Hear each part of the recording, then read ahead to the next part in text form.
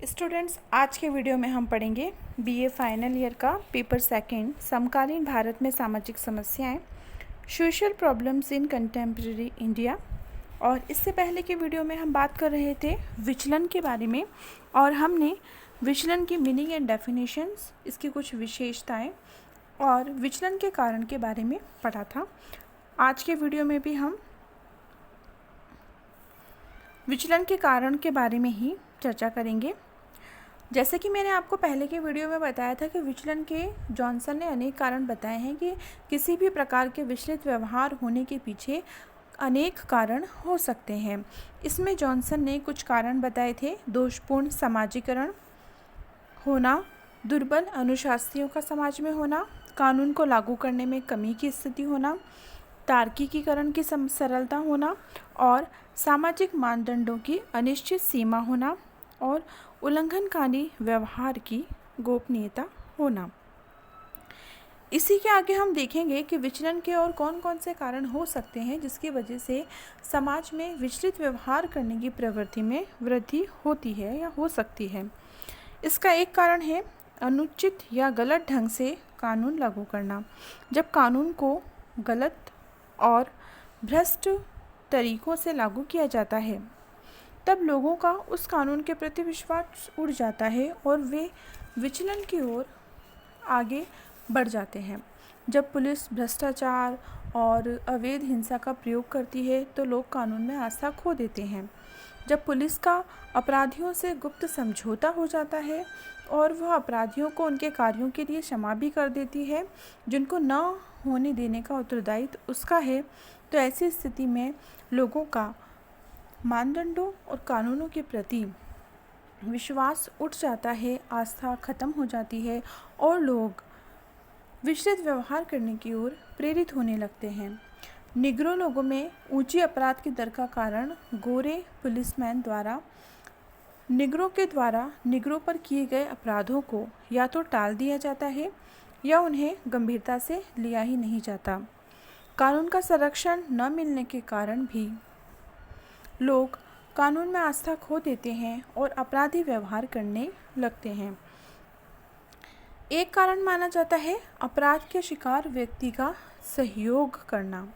जिस व्यक्ति के प्रति अपराध होता है, यदि वो व्यक्ति कुछ नहीं करता है तो इससे अपराधी को प्रोत्साहन मिलता है और वो अपराध करने की ओर उसका रुझान बना रहता है। वो अपने अपराध को गलत ही नहीं मानता, उसे लगता है कि मैंने जो किया है वो बिल्कुल सही है, क्योंकि मैंने जिसके विरुद्ध अपराध किया वो व्यक्ति कुछ कर ही नहीं रहा है, उसे कोई ज़्यादा फर्क नहीं पड़ा है, तो उसे लगता है कि वो इस प्रकार के अपराध कर सकता है और उस अपराधी को अपराध करने की ओर प्रोत्साहन मिलता है। एक कारण है सामाजिक नियंत्रण के अभिकर्ताओं का उदय भाव। जिन लोगों पर समाज में नियंत्रण बनाए रखने का भार है, यदि वे ही उदासीन हो तो विचलन को बढ़ावा मिलता है। पिता पुत्र के, अध्यापक छात्र के, पुलिस नागरिकों के गलत व्यवहार को देखते रहे हैं और उन्हें कुछ नहीं कहें तो इससे भी विचलन में वृद्धि होती है। विचलन का एक कारण माना जाता है उपसंस्कृति द्वारा विचलन का वैधकरण करना, यानी कि विचलन को सही ठहराना। जब किसी समूह की संस्कृति किसी विचलित व्यवहार को सही मान लेती है तब भी विचलन बढ़ता है।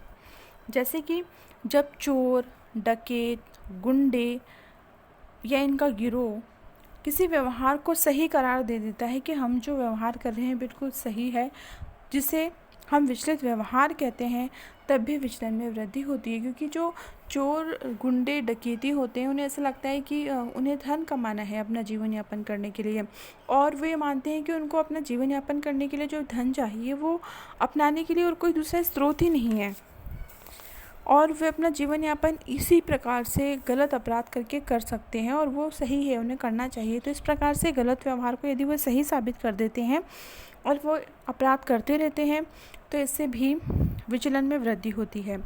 विचलित समूहों के प्रति वफादारी की भावना होना।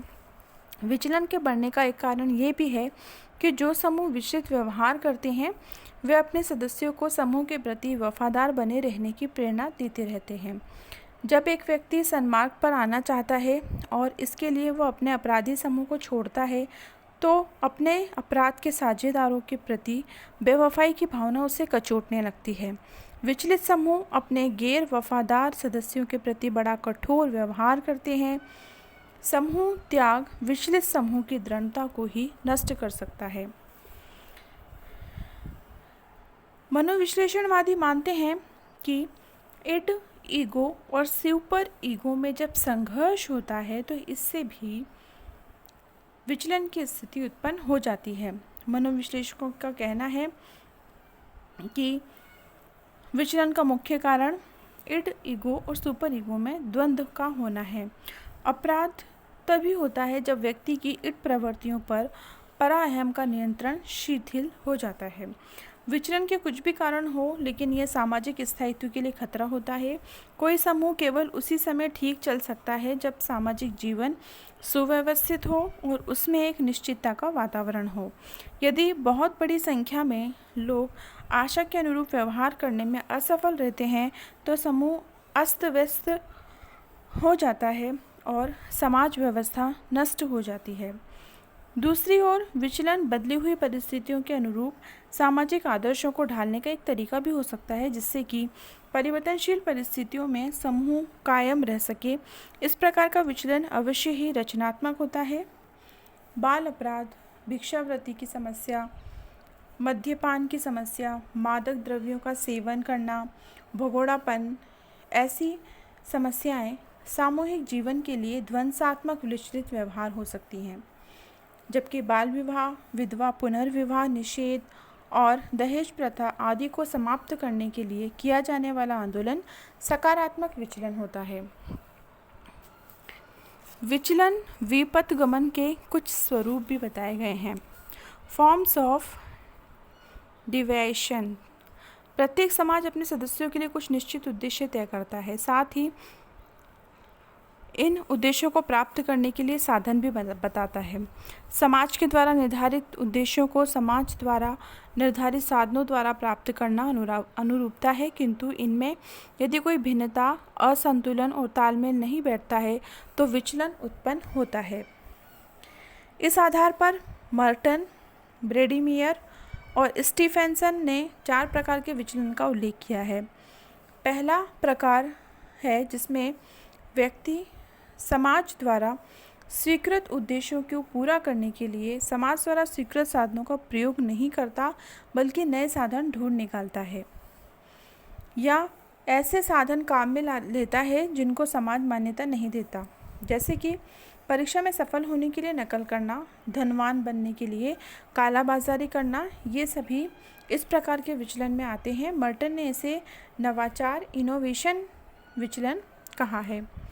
दूसरे प्रकार के विचलन में व्यक्ति समाज द्वारा स्वीकृत साधनों का प्रयोग तो करता है, लेकिन वो समाज स्वीकृत उद्देश्यों को पाने में सफल नहीं हो पाता। तब वो इस बात से संतोष प्राप्त कर लेता है कि उन्होंने समाज स्वीकृत साधनों का प्रयोग तो किया।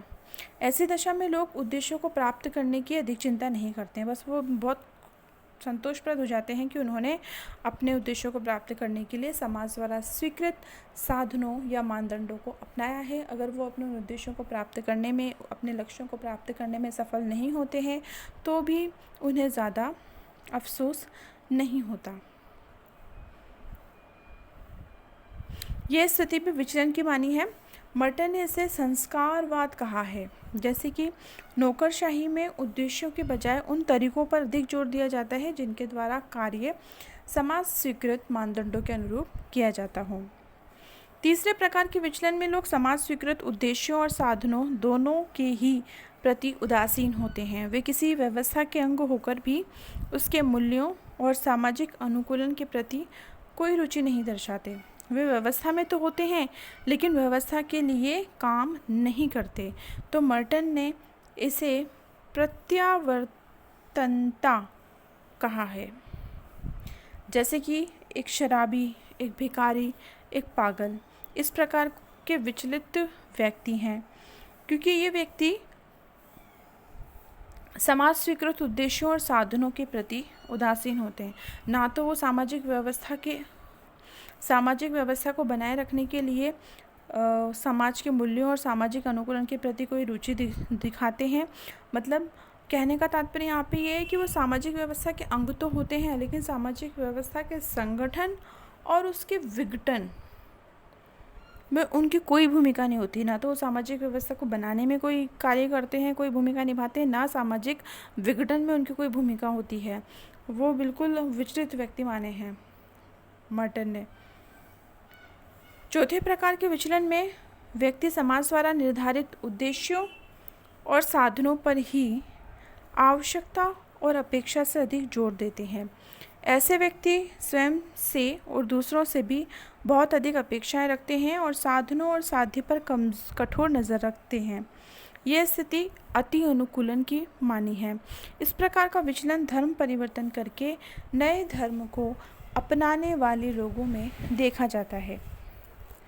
तो इस प्रकार से विचलन के हमारे इस टॉपिक में हमने देखा कि जॉनसन ने विचलन के कुछ कारण बताए हैं, जैसे दोषपूर्ण समाजीकरण, दुर्बल अनुशासनियाँ, कानून को लागू करने में कमी, तार्किकीकरण की सरलता, सामाजिक मानदंडों की अनिश्चित सीमा, उल्लंघनकारी व्यवहार की गोपनीयता, अनुचित या गलत ढंग से कानूनों को लागू करना, अपराध के शिकार व्यक्ति का सहयोग करना, सामाजिक नियंत्रण के अभिकर्ताओं का उभयभाव होना, उपसंस्कृति द्वारा विचलन का वैधकरण होना, विचलित समूहों के प्रति वफादारी की भावना होना और इड अहम और परा अहम में संघर्ष की स्थिति उत्पन्न होना। तो ये कुछ कारण थे महत्वपूर्ण जो जॉनसन ने विचलन के प्रति उत्तरदायी माने थे। विचलन या विपथगमन के कुछ स्वरूप भी थे जो मर्टन, ब्रैडीमियर और स्टीफेंसन ने बताए थे। उन्होंने कहा था कि 4 प्रकार के विचलन हो सकते हैं। प्रथम प्रकार का विचलन उन्होंने बताया था नवाचार, दूसरा बताया उन्होंने संस्कारवाद, तीसरा प्रत्यावर्तनता और चौथा अति अनुकूलनता। और ये इससे यहाँ पे स्पष्ट हो जाता है कि विचलन या विचलित व्यवहार ही समाज में अनेक सामाजिक समस्याओं के उत्पन्न होने के लिए उत्तरदायी है।